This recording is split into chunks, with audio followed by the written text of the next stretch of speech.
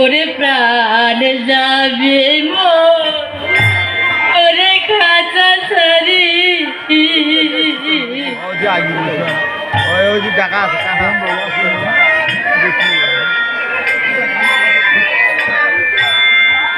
ও আমার কৃষ্ণ ভক্ত বাবা, যেদিন খাঁচা থেকে প্রাণ পাখি উড়ে গিয়ে ভব নদীর ঘাটে গিয়ে গাড়া দাঁড়াবে, সেদিন একমাত্র